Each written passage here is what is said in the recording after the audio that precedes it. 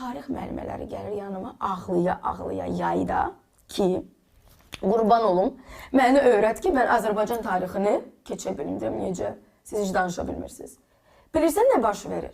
Mərkəzdə olan məktəb, mən bu prosesin şahidiyəm. Mərkəzdə olan məktəb pilot layihəsi olaraq Google-dan tərcümə elətdirir, mətnləri dı oxuyur, uşaqlar əzbərləyir dı. Sən nə danışırsan? Kömək edirlər və axırda nə baş verir? Deyirlər ki, pilotdan layihə keçdi. Hamı da belə eləyəcək. Bundan sonra ədəbiyyat da olacaq. Bilirsən nə olacaq? 10 il sonra biz bədbəxt millətin nümayəndələri olacaq. Öz dilini bilməyən, tarixini bilməyən, ədəbiyyatını bilməyən. Bunu mu istəyirik? Ananı mı qınayım? Kimi qınayım? Ananı.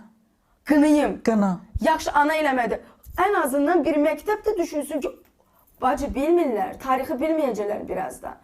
Ədəbiyyatı da bilməyəcəklər. Nəsimini Azərbaycan dilində, Niyazini oxumağı razıyam.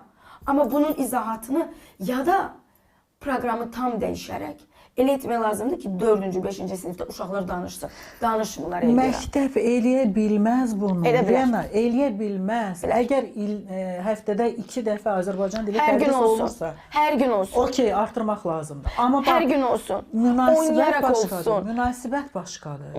Münasibət başqadır. Onlar hesab eləyirlər ki, yenə deyirəm, təkrar eləyirəm. Rusca danışmaq elitarlığın nümayəndəsidir. Artıq elə deyil. Artıq bilsən nədir? Hə, okey. Artıq onlarda qorxu var. Əslində, başa düşürlər ki, Azərbaycan dili çox alır. Əslində elə deyil. İndi bu dönüş var ha. Biz başlayanda, məsəl üçün mən televiziyaya gələndə 98-də gəlmişəm də və mən Azərbaycanca çətin danışırdım. Ləhcə ilə danışırdım bir və Azərbaycanca tam olaraq fikirlərimi ifadə edə bilmirdim. Çünki mən Rusiyada böyümüşdüm. Mən onu sonradan yavaş-yavaş danışdım. Məndə düzəldi hər şey.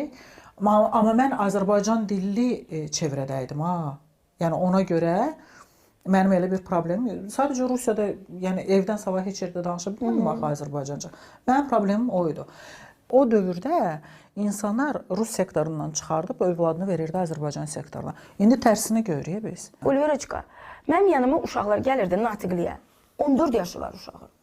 Mən deyirəm, gəlin mətn oxuyaq. Görüm necə oxuyurlar bunların. Diksiyası, tembri, səsi falan.